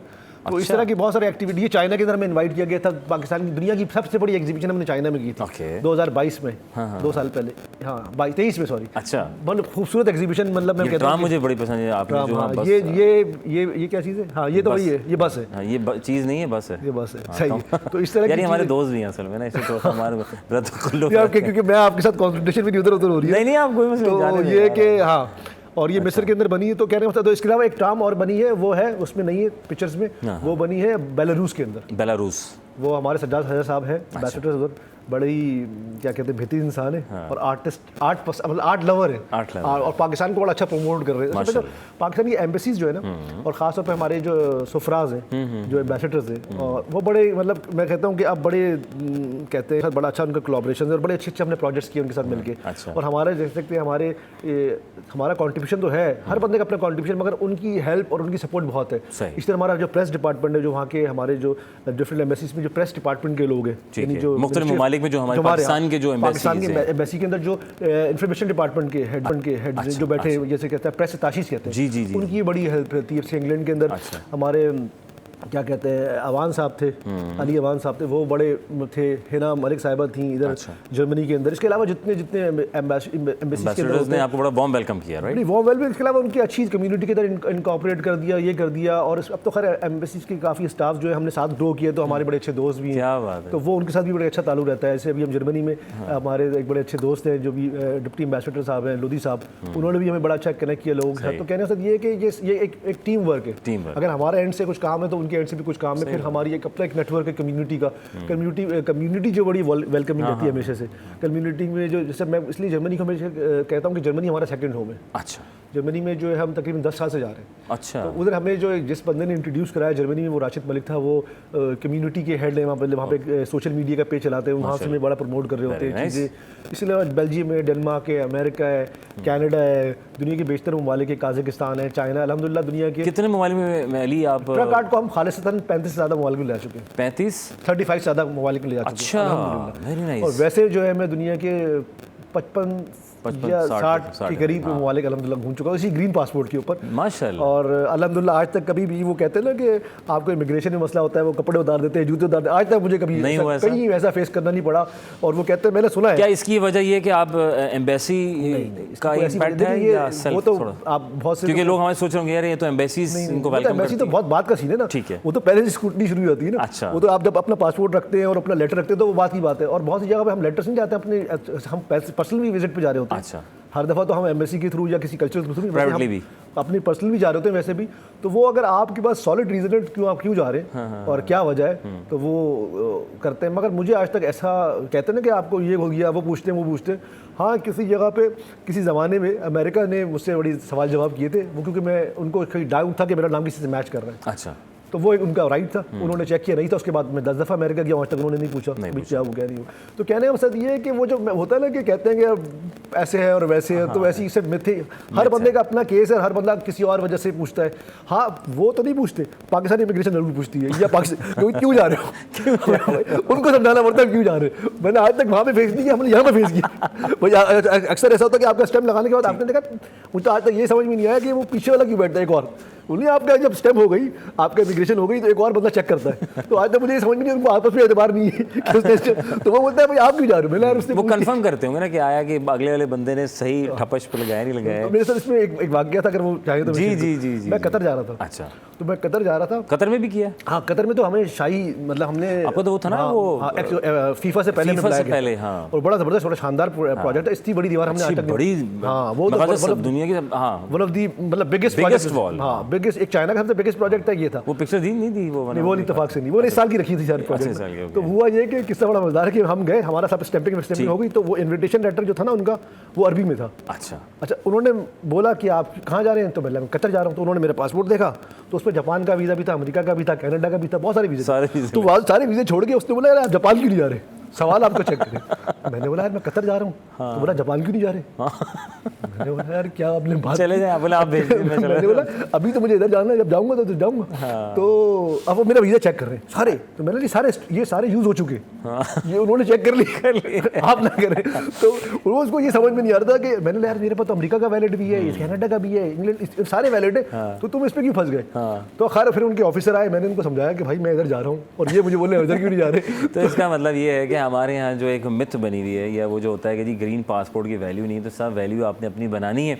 जिस तरह अली साहब ने अपना सिलसिले को आगे बढ़ाया हुआ टीम वर्क से और पूरी दुनिया में माशाल्लाह यार आप तो काम कर रहे हैं, और 55 ममालिक और 35 ममालिक में तो अपना ट्रक कार्ड अपने ऑन एंड ऑफ आपने ट्राम तक को नहीं छोड़ा यार माशाल्लाह। हमने 2 मुल्कों की ट्रामें बनाई है, माशाल्लाह। बसें बनाई हैं, ट्रेनें बनाई, ट्रेन तो नहीं, और होपफुली हम एक और अच्छा प्रोजेक्ट करने वाले अगले साल अगर अल्लाह ताला ने वो मैच्योर होता है प्रोजेक्ट वो। और कुछ अभी हमारे और जो हम इस दफ़ा मीटिंग्स हुई मैंने आपको बताया, जो वसीम भट्ट साहब ने हमारी एक मीटिंग कंडक्ट कराई, इसके अलावा हमारे जो ऑनरी काउंसिल जनरल साहब ने उन्होंने एक मीटिंग कंडक्ट कराई, इसके अलावा पाकिस्तानी एम्बेसडर्स जो यूके के हैं और जो नहीं बड़ा अच्छा है कि सब आपको कनेक्ट में हैं, कनेक्टिंग। देखिए वो हमारा एक बड़ा इंटरप्रेन्योरल प्रोजेक्ट है। हम जो है ना किसी पे भारी भी नहीं पड़ रहे, हमने हमारी अपनी कुछ नेटवर्क जो है हमारी एम्बेसीज का, ये जो सबका एक नेटवर्क कंबाइन हो गया हम कर रहे हैं। सर आपने पाकिस्तान में कराची की बात करूँ तो मैं ख्याल से आयशा में अगर मैं गलत ना हूँ तो वो भी एक ज़माने बड़ा ट्रक आर्ट था, वो भी आपके सारे शार फैसल के हमने बनाए, सारे शार फैसल के आपके हाथों की अभी टीम। अब तो खैर वाइट वॉश हो गया। एयरपोर्ट से जो स्टार्ट किया था वो कारसाज का बना, फिर वो एयरपोर्ट वाला बना,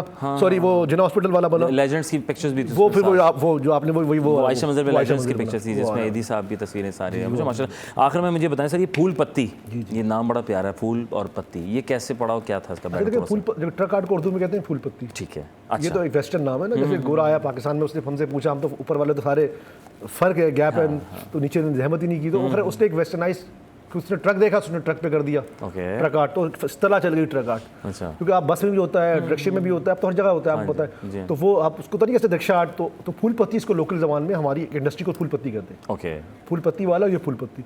तो हमने सोचा कि ये प्रोजेक्ट, इस प्रोजेक्ट के अलग बड़े जाविये हैं। मैंने आपको कहा ये बड़ा एंटरप्रेन्योरल प्रोजेक्ट है, ये बड़ा आर्टिस्टिक प्रोजेक्ट है, हमने आज तक किसी से फंड भी नहीं मांगा, तो इसके लिए हमने अपना प्रोजेक्ट का नाम फूल पत्ती चूज़ किया। अली ये मुझे बताएं कि आप पूरी दुनिया में फिरे माशाल्लाह और लोग भी फिरे, आखिर में क्या पैगाम देना चाहेंगे हमारे उन देखने वाले सुनने वाले जो बाहर जाने की ख्वाहिश भी रखते हैं और आगे बढ़ना चाहते हैं? प्लीज़ नहीं, अगर आपको मौका मिला तो जाएँ, अगर अच्छी अपॉर्चुनिटीज़ नज़र आती हैं तो अवेल करें, और अगर आप समझते हैं कि मगर मैं बोलता हूँ कोई हुनर सीख के जाए, या कोई तालीमी बैकग्राउंड आपका अच्छा हो, या कोई ना कोई आपके पास ऐसी चीज़ हो, स्किल हो जो, और आगे दौर भी स्किल्स का ही है।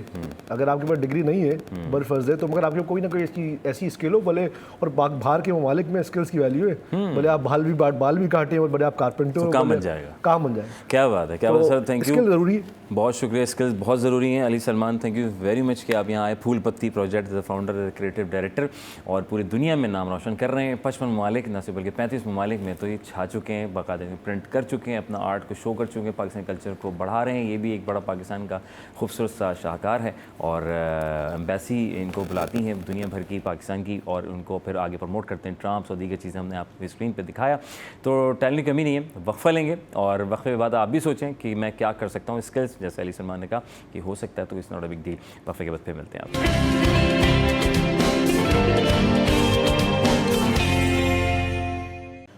Welcome back once again city at 10। आपका मेज़बान अजहर अली बेग आपकी खिदमत में हाजिर है। जनाब अली और जुम्मतुल मुबारक, एक मतलब आपको मुबारकबाद पेश करेंगे फिर से, और जनाब सिलसिले को आगे बढ़ाते हुए, रास्ते को खूबसूरती के साथ जलाते हुए, और आप देख रहे हैं जनाब, आपका थैंक यू वेरी मच, जज़ाकल्लाह।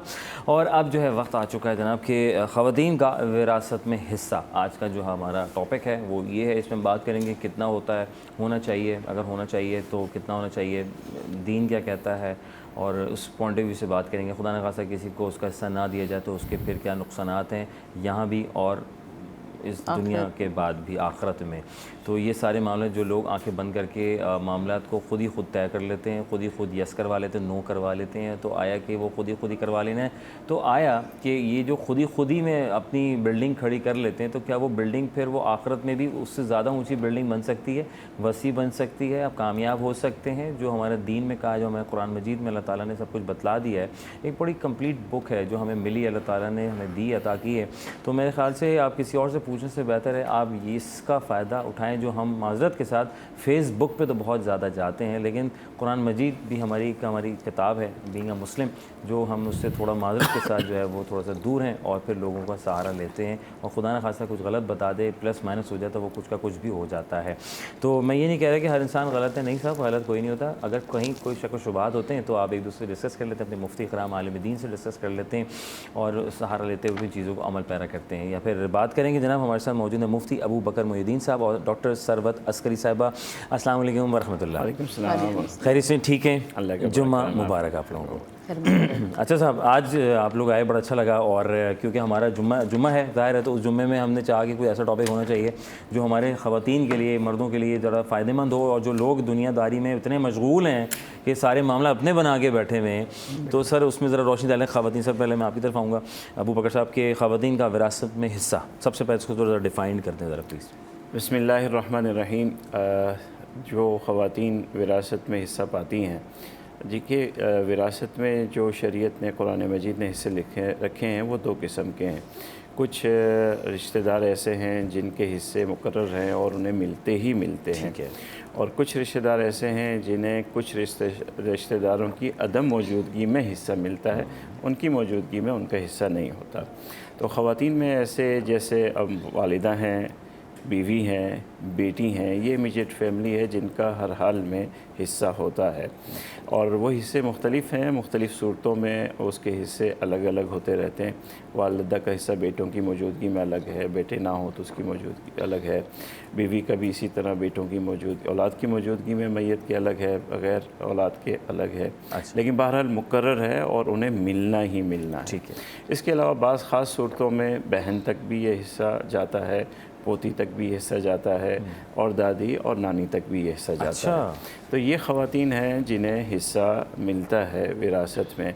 अब जिनका हिस्सा शरीयत ने मुकर्रर कर चुका है और किसी की भी फैमिली की विरासत में किसी भी खातून या मर्द का हिस्सा है, तो हम लोग ये समझते हैं कि अगर हम देंगे तो वो उनका बनेगा, और अगर हमने ले लिया तो वो उनका नहीं है। ऐसा नहीं होता। जब भी कोई शख्स फौत होता है तो शरीयत ने एक उसूल रखा है, उस उसूल के मुताबिक आपके ऊपर फ़ैसले करना लाजिम है। आप अपनी मर्ज़ी नहीं कर सकते, आप अपनी मर्ज़ी नहीं कर सकते। पहली चीज़ ये है कि सबसे पहले जब भी कोई फौत हो जाता है, सब ने जाना है दुनिया से, तो उसके माल में से उसकी तजहीज़ और तदफ़ीन का इंतज़ाम करना पहला हक़ होता है कि उसकी तजहीज़ और तदफ़ीन आप उसी के पैसों में से कर दें। कोई ख़ुद से अपने पैसों से करना चाहे अलग बात है, लेकिन उसके पैसों में से करना ये पहला हक़ है, रिश्तेदार इसको रोक नहीं सकते। ठीक है। दूसरा हक़ उसकी यह है कि अगर कोई कर्ज़ ख़्वाह है, किसी का कर्ज़ उसने देना है, कि कोई बिल उसके ऊपर है, किसी के पैसे उसने देना है, रिश्तेदार उन पैसों को रोक नहीं सकते, वो अदा करने हैं। और तीसरा हक़ फिर यह है कि हर इंसान को वसीयत करने का हक़ शरीयत ने दिया है कि वो अपने माल में, सुलसे माल में कोई भी वसीयत कर सकता है, 1/3 में, इससे ज़्यादा में वो नहीं कर सकता। कोई भी उसने वसीयत की, उससे इजाज़त है कि मेरे भाइयों को दे दें, मेरे फ़लाँ रिश्तेदार को दे दें, मेरे ऑफ़िस में काम करने वालों में तकसीम कर दें, या कोई फ़लाई काम, कोई भी अगर वो वसीयत करना चाहे और उसने वसीयत कर रखी है तो वो आपने देनी है, आप उसे रोक नहीं सकते। इन सारे काम को कर लेने के बाद अब जो भी माल पीछे बचता है वो शरीयत के बताए हुए तरीके के मुताबिक ऑटोमेटिक तकसीम हो चुका होता है, और हर एक वारिस अपने हिस्से का मालिक बन चुका होता है। ठीक है। अब अगर वो हिस्सा आप उसे नहीं देंगे तो आप उसके हिस्से और उसके माल पे ज़बरदस्ती काबिज़ होंगे, जालिम होंगे। और अल्लाह के रसूल सल्लल्लाहु अलैहि वसल्लम ने फरमाया, जो किसी की एक बालिश भी ज़मीन कब्ज़ा करेगा, जुल्मन ले लेगा, नहीं हक देगा, तो फिर उस सूरत में क़यामत में जब वो आएगा तो उसी ज़मीन के बकदर 7 ज़मीन पे जितना हिस्सा है उसका तौक उसके गर्दन में होगा और उसे घसीटता हुआ ला रहा होगा। अच्छा। बहुत बड़ी वईद है, सख्त तरीन वईद है, और ख़ुसूसन जब यतीम बच्चियाँ हों या बेवा हो और आप उन्हें उसका हिस्सा नहीं देते, और जिस मुश्किलात से फिर वो गुज़रते हैं बच्चे, तो इससे बड़ा जुल्म मुआशरे में आप नहीं कर सकते। इस मामले में हमारे यहाँ जो कोताहियाँ होती हैं, एक कोताही हम ये भी करते हैं, और वालदा बसा औक़ात जो बेवा होती हैं घर में, वो कहती हैं नहीं मैंने सबको इकट्ठे रखना है। अच्छा। और माल को वो तकसीम नहीं होने देती कि नहीं करो, बुरी बात है, लोग क्या करेंगे, बंटवारा कर लिया है। तो ये सोच गलत है। आप तकसीम फ़िज़िकल ना करें, वाले साहब चले गए, अब उनकी ज़मीन है, आप फ़िज़िकल तकसीम ना करें बेशक, लेकिन हर एक का हिस्सा डिवाइड करवा के उसे बता दें कि ये इतना हिस्सा तेरा, ये हिस्सा तेरा, लेना चाहे ले लो, इकट्ठा रखना चाहे इकट्ठा रख लो, मगर तकसीम करके हर एक को उसका हिस्सा बता देना, फ़ैसले कर लेना ये बहुत ज़रूरी है। ठीक है इसे अगर आप लेटर ऑन करते हैं, छोड़ देते हैं, बाद में देखेंगे तो उससे बड़ी पेचीदगियाँ पैदा। बाद में देखेंगे और कल देखेंगे, आज नहीं देख रहे, कब देखेंगे, क्या वक्त गुजरने के बाद देखेंगे, या जब बच्चों में आपस में ना चाहें, खुदा ना खास्ता अगर हो जाए तब देखेंगे, जब तो आप हों या ना हो। वफ़ा लेंगे, फिर डॉक्टर साहिबा से भी हम बात करेंगे सवाल डिटेल। ब्रेक के बाद मिलते हैं आपसे।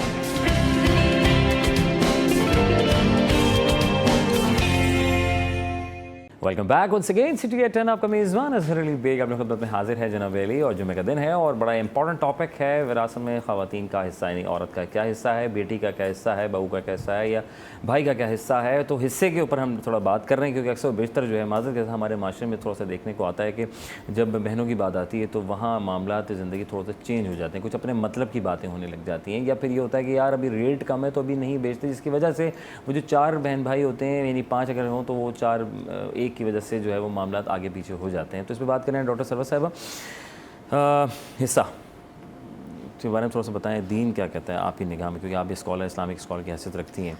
बिस्मिल्लाहिर्रहमानिर्रहीम, अस्सलाम वालेकुम। सबसे पहले आपको माह जुम्मे के मुबारक दिन की मुबारकबाद पेश करना चाहती हूँ। और आपका टॉपिक बहुत अच्छा है, इसलिए कि हमारे यहाँ हक़ मारना बहुत आसान है। और सबसे पहले कि हुज़ूर नबी करीम सल्लल्लाहु अलैहि वसल्लम की आमद बसआदत से औरत की तकदीर बदल गई। वो औरत जिसे पैदा होते ही ज़िंदा दफन किया जा रहा था, वो औरत बाप की विरासत में हिस्सेदार भी बन गई, और उस औरत पर इल्म हासिल करना वाजिब और लाजिम करार पाया। तो और कुरान मजीद में देखें, जहाँ पर भी मर्दों को मुखातिब किया गया वहाँ पर औरतों को मुखातिब किया गया, कि जिस तरीके से ईमान लाने वाले मर्दों को मुखातिब किया गया वैसे ईमान लाने वाली औरतों को मुखातिब किया गया। यानी फ़राइज़ की ज़िम्मेदारी में उनके अंदर कोई फ़र्क नहीं है, वो भी नमाज़ पढ़ते हैं, वो भी नमाज़ पढ़ते हैं, वो भी रोज़ा रखते हैं, वो भी रोज़ा रखेंगे। लेकिन इसके बावजूद जब हम विरासत के अहकाम देखते हैं, विरासत के अहकामात बड़े सख्त हैं। ये मैं पहले अर्ज़ करती चलूँ, इसलिए कि हमारे यहाँ विरासत को मार लेना सबसे आसान हुआ करता है, और लेकिन विरासत के अहकाम बड़े सख्त हैं। और शरीयत हमेशा ये कहती है, अच्छा जैसे कि अभी मुफ्ती साहब ने भी फरमाया और जैसे कि अभी आपने भी इंट्रो में फरमाया कि एक शख्स की वजह से बाकी लोग जो हैं वो सफ़र करते हैं, तो सबसे पहली बात तो ये कि जो घर के बुज़ुर्ग हैं उनको चाहिए कि वो अपना वसीयतनामा तैयार कर दें, इसलिए कि शरीयत जो है उस चीज़ को पसंद करती है कि उसके सिरहाने ज़िंदगी में आप कितनी चेंजिंग्स आ जाती हैं तो आप उसको तब्दील करते रहिए, लेकिन आपके सिरहाने आपका वसीयतनामा ज़रूर होना चाहिए। क्योंकि अभी आंखें बंद हो गई और पता ही नहीं कि बहुत सारी जगहों पर ऐसा होता है कि किसी ने बिजनेस में पैसा लगाया हुआ और घर वालों को पता ही नहीं होता, मर्द घर में बताना पसंद ही नहीं करते कि हमने कहाँ पर कितना पैसा लगाया है। तो सबसे पहली बात है कि आपका वसीयतनामा आपके सिरहाने मौजूद होना चाहिए, कि जिसमें मालूम हो कि उसमें सारी जुज़ियात लिखी हुई हों। उसके अलावा औरत की विरासत में हिस्सेदारी, यकीनन ये बहुत अहम टॉपिक है, इसलिए कि अगर औरत अपने आप को कमतर समझती है तो कैसे कमतर समझती है, इसलिए कि वो एक जानिब बाप की विरासत में हिस्सेदार है, दूसरी जानिब शौहर की विरासत में हिस्सेदार है। तो बेटा जो होता है वो 2 हिस्से का अकेरा हिस्सा औरत का है और दोहरा हिस्सा मर्द का है। तो सबसे पहली बात तो ये कि हमको जब हम विरासत की बात करते हैं तो शरीयत में इसकी बहुत सख्ती से देखें, जैसे कि मुफ्ती साहब ने फरमाया कि वाजिबात सबसे पहले अदा कर लीजिए और उसके बाद बराबर बराबर तकसीम कर देना चाहिए।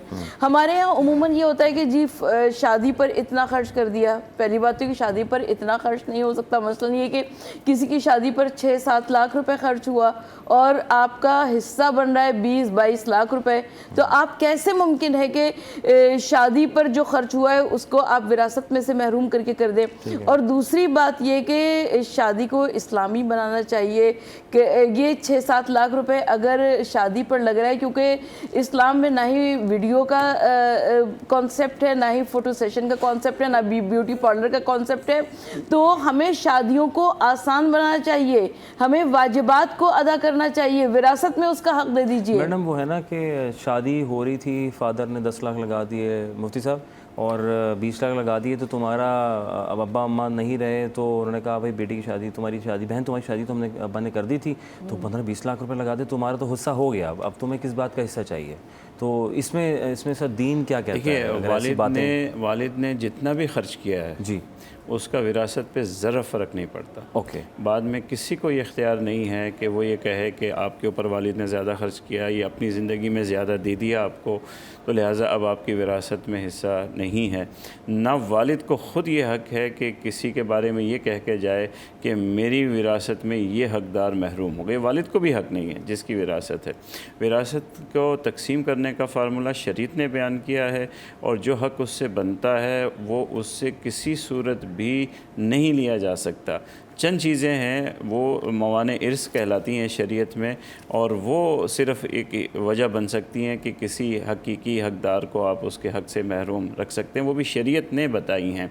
उसके अलावा कि भाई बेटी के ऊपर ये ख़र्चा हो गया या ये कारोबार करा दिया या उसको घर की ज़रूरत थी घर दिलवा दिया, तो इस सारी सूरतों के अंदर वो अपने हक़ से 1 रुपये में भी उसकी महरूमी नहीं हो सकती। जो उसका हक़ है वो उसे पूरा का पूरा देना पड़ेगा। कोई अगर ये कहता है वो जुल्म और ज़्यादती करता है, उसे कोई हक़ नहीं है। दादा दादी अब एक शजरा है, पोते हो गए, नवासे हो गए, नवासियाँ हो गई, डॉक्टर साहब आप भी, तो उनका भी हिस्सा क्या आगे तक चलता है या उनके औलाद के बाद जो उनको मिलता है उसमें से डिवाइड होता है? ये थोड़ा सा इसको क्लियर देखिए, मैयत की विरासत आप तकसीम करते हैं। मैंने कहा आपसे, जैसे शुरू में इशारा किया था, कुछ रिश्तेदार ऐसे हैं जिन्हें ख़ास सूरत में उन तक हिस्सा पहुंचता है। जैसे कि अब दादा हैं, यानी एक आदमी फौत हो गया, उनके वालिद भी मौजूद हैं और दादा भी मौजूद हैं, तो वालिद की मौजूदगी में दादे को कोई हिस्सा नहीं मिलेगा। अच्छा। और इसी तरह उस शख्स के बेटे भी मौजूद हैं, बेटों में से कोई भी बेटा मौजूद हो, या उसके पोते भी मौजूद हैं। जब उसका बेटा मौजूद है, चाहे वो उस पोते का चाचा ही क्यों ना लगता हो, तो उस पोते को फिर हिस्सा नहीं मिलेगा। अच्छा। वो उन सूरतों में महरूम होते हैं। हाँ, ऐसी सूरत अगर है, ज़िंदगी में कोई भी इंसान देख रहा है कि उसका कोई बेटा, अल्लाह माफ़ करे, फ़ौत हो गया है और उसके यतीम बच्चे हैं, तो ऐसे शख्स को, ऐसे लोगों को या तो वसीयत कर देनी चाहिए सुल्स माल के अंदर, जो इजाज़त दी है शरीयत ने कि वो उस पोते के लिए वसीयत करके जाएँ, या अपनी ज़िंदगी में उनके लिए कुछ कर देना चाहिए। वफ़ात के बाद विरासत से उस पोते को कुछ नहीं मिलेगा। ठीक है।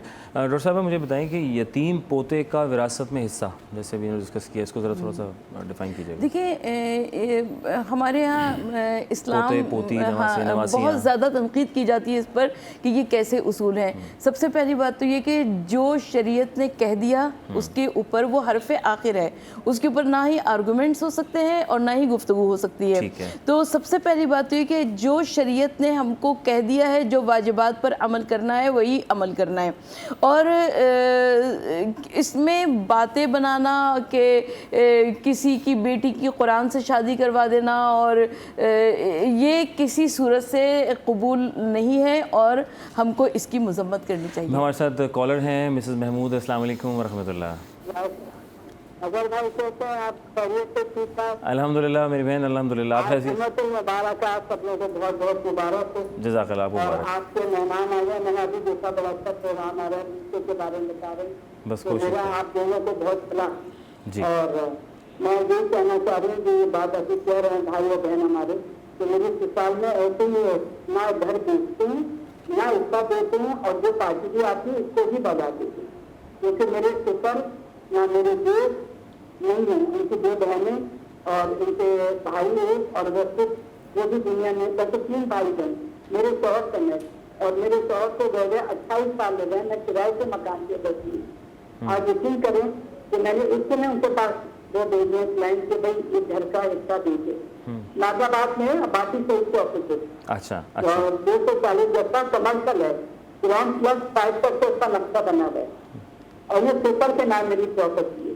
लेकिन उनके बेटे बैठे ने, माँ भी मर गई, वो भी अल्लाह उनको जन्नत नसीब करे, ऐसी थी। उनको ये था कि देना नहीं है, ये जो पेपर सब तुम्हारे बाप का है, जबकि ये मेरे पेपर की चीज थी। और उन्होंने जिंदगी में कहा था कि ग्राउंड हमारा है, चीज में तुम हो, पेपर दुकानें ये थी वो मेरी नंदों से दी थी, लेकिन उनको तो दे दिया इसका नंदे से, हमारा इसका अभी तक नहीं दिया। यकीन करें हम सब क्या साथ हैं, बदुआ भी देते हैं, लेकिन अफसोस भी होता है। बहुत शुक्रिया, बहुत शुक्रिया, बहुत शुक्रिया। जी, क्या कहेंगे इस बारे में? अभी तक उनको गुस्सा नहीं मिला। तकलीफ दे सूरत हाल है। और अगर इनके शौहर मर चुके हैं तो जाहिर है वो दूसरी सूरत हाल है, लेकिन जो इन्होंने ये कहा कि उनकी सास जो मरहुमा कहती थी कि ये तुम्हारे बाप की प्रॉपर्टी है, इसको तकसीम नहीं होना चाहिए, शरीयत ये कहती है कि उसको तकसीम हो जाना चाहिए। ये कैसे मुमकिन है कि आप एक को महरूम कर दें और एक को महरूम, ये एक को वो बैठा हुआ है उसके प्रॉपर्टी पर और उसके तमाम तरह फयूज़ व बरक़ात हासिल कर रहा है, तो हमको ख्याल करना चाहिए। हमारे यहाँ मुफ्ती साहब, आप हमारे यहाँ तो ये भी देखते हैं कि लोग जैसे मैंने कहा कि यार अच्छा अभी पैसे नहीं मिल रहे, प्रॉपर्टी डाउन है, लेकिन बहन की इल्तिजा है कि यार मेरा हिस्सा मुझे ज़रूरत है, मुझे वाकई ज़रूरत है, और जब बहन भाई को नज़र भी आ रहा है, इसके बावजूद एक भाई या एक बहन कहते हैं यार अभी मेरे ख्याल से मुनासिब वक्त नहीं है, और वो भी हो सकता है वो पॉजिटिवली सोच के हामिल हो और वो ये कह रही हो, तो इस सिचुएशन में क्या करना चाहिए ऐसी सूरत? देखिए, मैंने जैसे पहले आपसे कहा कि विरासत देने से हिस्सा नहीं होता। अच्छा। जब भी कोई फौत होता है, बाकी चीज़ें हक़ अदा करने के बाद हर एक वारिस अपने मिल्कियत का हकदार हो जाता है, ऑटोमेटिकली शरीयत में मालिक है अपने माल का। अब वो मालिक है, और जैसे कि मुश्तरका चीज़ों का उसूल है हमारे मुल्क में भी और शरीयत में भी कि अगर कोई एक शरीक चाहे, सारे शरीक चाहें तो मिल के बेच दें और अपना अपना हिस्सा ले लें, कोई एक शरीक अपना शेयर बेचना चाहे तो उसे कोई रोक नहीं सकता, वो अपना शेयर बेच सकता है। अब ये अलग बात है कि बच्चियां या बहनें या बेवा या वालदा घर में उनकी आवाज़ इतनी मजबूत नहीं होती, और हमारा मुआशरा भी ऐसा नहीं है, अदालती निज़ाम इतना आसान नहीं है कि हर बच्ची वहाँ तक पहुँच सके और उसका दरवाज़ा खटखटा सके। इन सारी वजूहात की बिना पर बच्चियाँ और हमारी माएँ और घर में बेवा मसाइब का शिकार रहती, कहाँ जाएँ वो, किसके पास जाएँ? तो ऐसा अगर घर में कोई भी इसका सबब बने, वालदा बने, कोई मर्द बने, बेटा बने, भाई बने, जो किसी के हक के रास्ते में बैठा हुआ है और उसका हक उसको ज़रूरत है या नहीं है, ये सवाल भी नहीं है शरीयत में, ज़रूरत है या नहीं है, उसका हक उसे पहुंचने से रोक रहा है, वो जालिम है और क़यामत के दिन उससे इसका वबाल ज़रूर पड़ेगा। ओके जनाब अली, ये तो आपके ऊपर डिपेंड करता है, लेकिन अभी सिलसिला चल रहा है। अभी हम इससे पूछेंगे कि खुदा न खास्ता अगर किसी की वाइफ यानी बीवी अगर खुदा न खास्ता इंतकाल कर जाती हैं और बच्चे हैं, तो क्या उस मर्द को जो उसके बच्चे थे, तो क्या उसको ये जो हिस्सा जो उसकी वाइफ की तरफ से मिलना है, तो क्या वो ले सकता है, मिल जाएगा? और अगर बच्चे नहीं हैं तब भी मिलेगा या नहीं मिलेगा? इसको थोड़ा सा क्लियर करते हैं ब्रेक के बाद।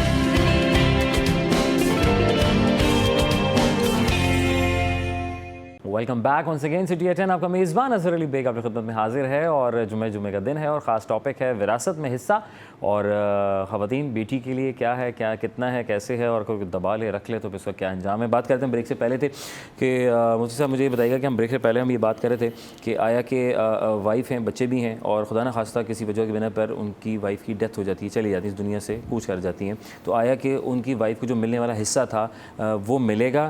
क्या वो मांग सकते हैं ये इसको शौहर के लिए? शौहर के लिए, क्योंकि बच्चे शौहर भी का हैं। हिस्सा मुकर्रर है वैसे तो हाँ मुकर्रर है दोनों सूरतों में, चाहे औलाद हो या औलाद ना हो, दोनों सूरतों में शौहर का हिस्सा मुकर्रर है और उसे मिलता है। ठीक है। जैसे कि औलाद को मिलता है, वालिद को मिलता है, तो शौहर का हिस्सा भी मुकर्रर है, वो ज़वील फुरूस में से बीवी के तरफ से, बीवी की तरफ, बीवी की तरफ से शौहर को मिलता है, शौहर की तरफ से बीवी को मिलता है, वो उनके हिस्से मुकर्रर। अच्छा, और बच्चे अगर नहीं हैं तो तब भी मिलता है, तब भी मिलता है, तो उतना ही मिलता है जितना बीवी का फ़र्क है। वो कितना फ़र्क है थोड़ा सा बताएंगे? दोनों में एक सूरत में उसे रुबो मिलता है, दूसरे सूरत में उसे जो है वो आधा मिलता है। ठीक है मैडम, अगर कोई हिस्सा दबा ले, ना दे, खामोश हो जाए, आंखें बंद कर ले, यार इसको तो पता ही नहीं चल रहा है, इसको पता ही नहीं है, खामोश रहो, अंजाम क्या है दबाने वाले? देखिए, पहली बात तो ये कि जो गसबी माल होता है या जो हराम माल होता है उसको इस्तेमाल करने के जो अहकाम है वही अहकाम यहाँ पर हमको नज़र आते हैं।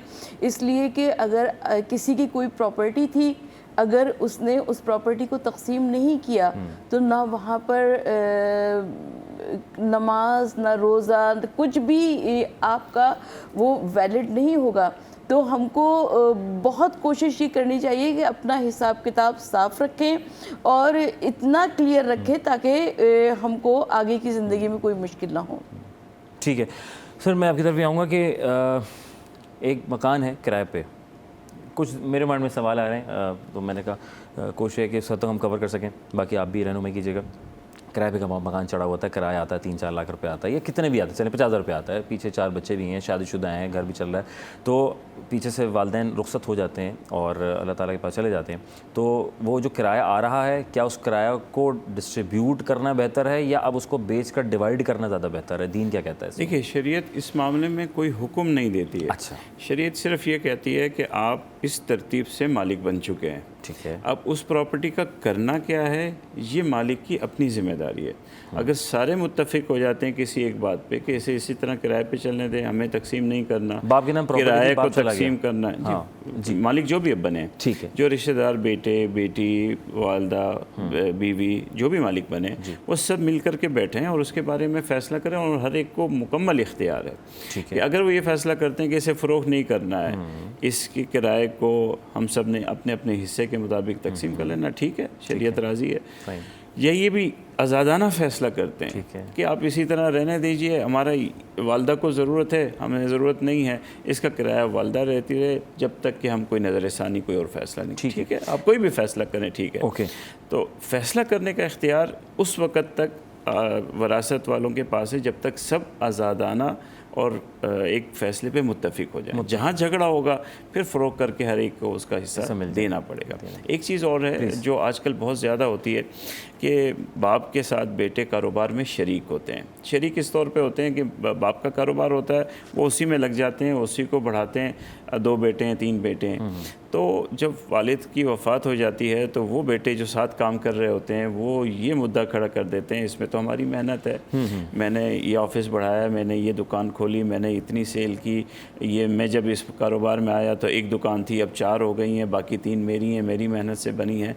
तो इस मामले में ये हर एक को समझ लेना चाहिए, जब दुकान कारोबार बाप का था तो आपकी मेहनत तबर्रो होती है, जब तक कि कोई डॉक्यूमेंट ना हो, वालिद ने कोई फ़ैसला ना किया हो कि ये चीज़ मैंने आपको दे दी, तब तक आपकी जितनी भी मेहनत है वो तबर्रो है। उतनी अपनी मेहनत के हिस्से का, सिले का बहनों से, बेटियों से या माँ से या बेवा से काट लेना ये दुरुस्त नहीं है। ये दूसरे भाइयों से काट लेना कि मैं तो कारोबार में शरीक था, तुम अपना काम कर रहे थे तो मेरा हिस्सा ज़्यादा, तो ये गलत हो जाता है। ऐसा नहीं कर सकते। मैडम ये बताइएगा कि एक तो बाप का हिस्सा होता है, एक माँ का मिलता है, तो फॉर एग्जाम्पल वालिद साहब नहीं थे, छोड़ दिया किसी नाचाक की वजह से, या अल्लाह को प्यारे होगा किसी हादसे के बिना, खुदा न खासा ना करे, तो जो माँ को जो हिस्सा मिलना है तो वो आगे कंटिन्यू बच्चों में ऑटोमेटिकली? हाँ बिल्कुल, ठीक है। हाँ बिल्कुल, क्योंकि जो माँ का हिस्सा है वो भी आगे बिल्कुल बच्चों को मिल सकता है, चाहे वो अपने ऊपर खर्च कर ले, चाहे वो आगे बढ़ा दे, चाहे वो अपनी ज़िंदगी में दे दे, चाहे जैसा भी कर ले, विरासत के अहकामात में बिल्कुल कोई तब्दीली नहीं होगी। ठीक है। और एक कहते हैं कि अगर खुदा न खास्ता माँ बाप चले जाएं और हिस्से में बंटना हो, कराना हो, तो समटाइम बहनें कहते हैं ये भाई बहनों को हिस्सा नहीं देते, जैसे तो बहनें माफ़ कर सकती हैं अगर माफ़ करना चाहें कि मुझे? इसमें ज़ोर ज़बरदस्ती नहीं चलेगी। अगर अपनी मर्ज़ी से बहनें माफ़ करती हैं तो उनको रज़ा हासिल है कि वो माफ़ कर दें, लेकिन ये कि अगर भाई चाहें कि बहनें माफ़ कर दें, ये कहीं से भी मजबूरन कहती है ना कि भाइयों को अजाब ना पड़ जाए।